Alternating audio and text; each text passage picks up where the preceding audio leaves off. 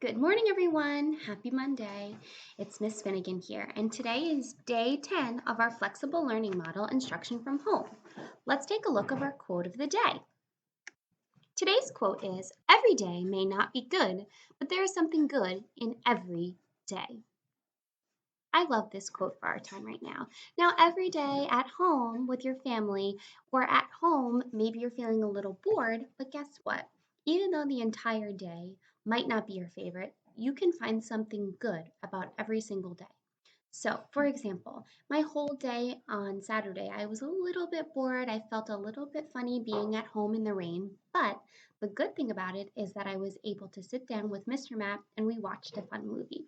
So maybe it wasn't my favorite day, but I found one fun thing in the day to make me feel really happy. I wonder what you found in your day to make you feel happy. Now let's try to do that today again. Okay, let's look at our agenda for day 10.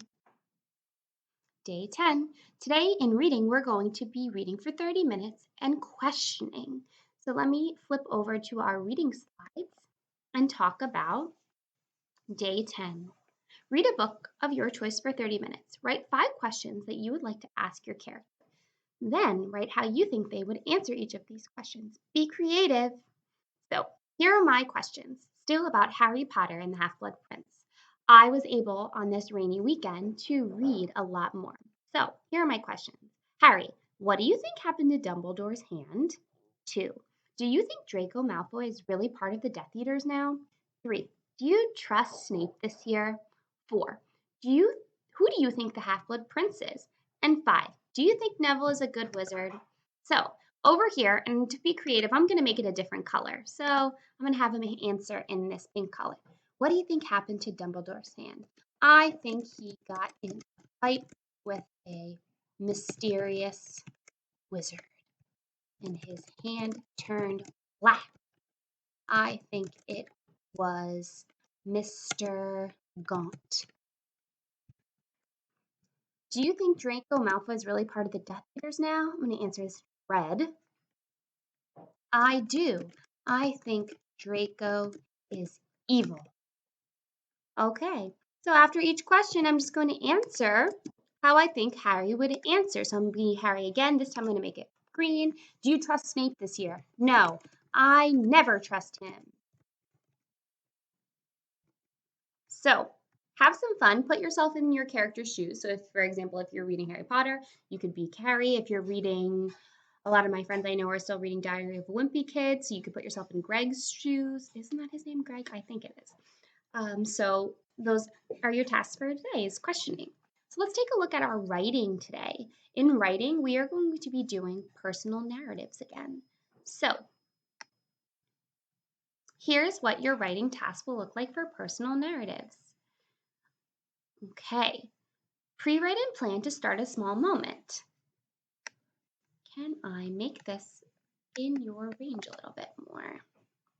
Let's move that over. There you go. You guys can see that a little bit better. So today you're going to be pre-writing and planning. Now I know some of you don't love to pre-write and plan and jot down some ideas, but you can just really start it today if you just want to think about a topic. Today's small moment is supposed to be more about a school moment. So let's go back to those examples. Here are some things that I thought were some fun moments from school already. The first day, our Halloween party and parade, our winter party, watching Balto with those dog-shaped pretzels, creating ice boats, hurricane houses, new students joining us like Julia and Violetta. Those were always fun to welcome them to our classroom. Lead You assembly. Remember those funny guys that came and we had that really fun assembly where we played that like salt, pepper, shaker, rock, paper, scissors. Really fun. That was Lead You. Character ed assemblies, Super Bowl chat when we got to talk to Mr. Cave, when we did that Google Hangout with the people from Iowa and we had to guess on the map. Meeting a new friend, it could be something really random like meeting a new friend. Nothing super special, but that might be special to you. Third grade music show, recess, game day. You can write your own idea. Those are just some ideas that I have for you because sometimes we get stuck and we don't really know, and I'm not there right next to you to make a little list. So if you have a personal moment that you want to write about, you can totally do that. So, small moments again today. I'm excited to see what you choose. And then that brings us to math day.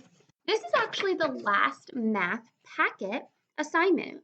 Tomorrow, you'll be getting a new assignment that doesn't involve written paper. So we're going to talk about that tomorrow. So today is all about comparing fractions. And you have this awesome visual next to each one to compare the fractions. So if I see 2/3 and 5/6, I'm going to look over here.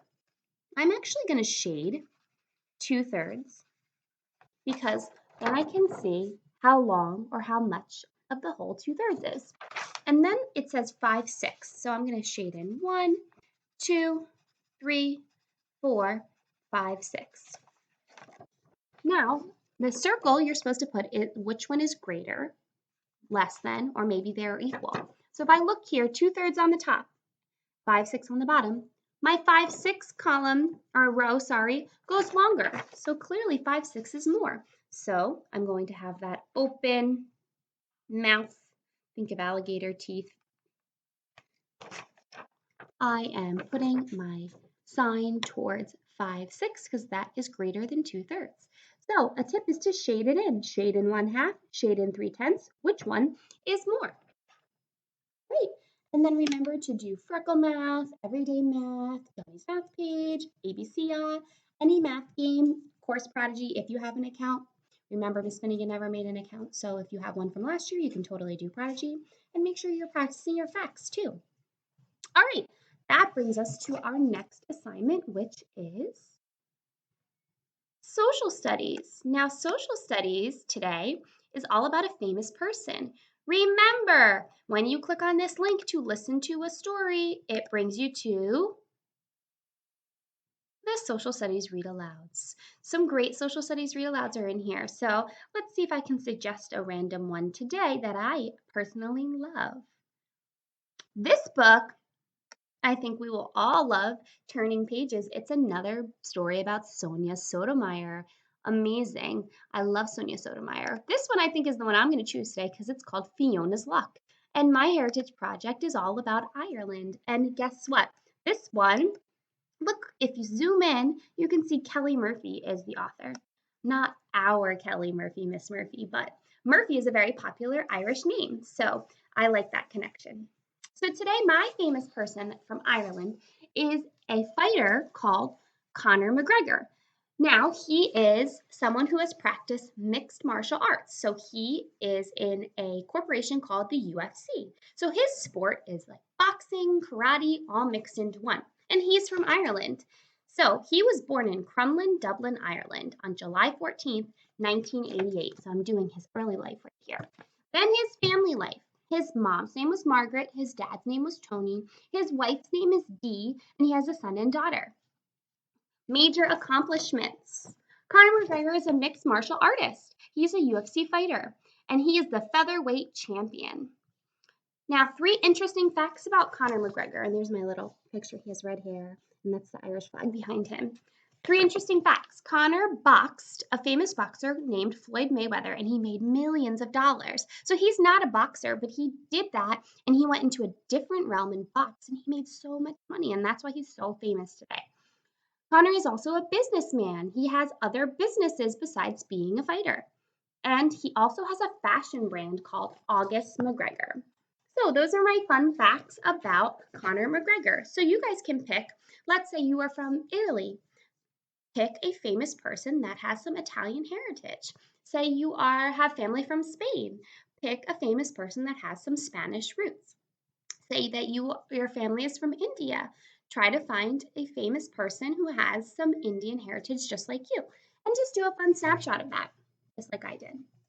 Okay, my last thing I want to talk to you about is James and the Giant Peach. Now, you may have listened to me and Miss Murphy read up to chapter 6, 7, 7. So I'm going to read chapter 8, 9, and 10 and put it inside our James and the Giant Peach slideshow.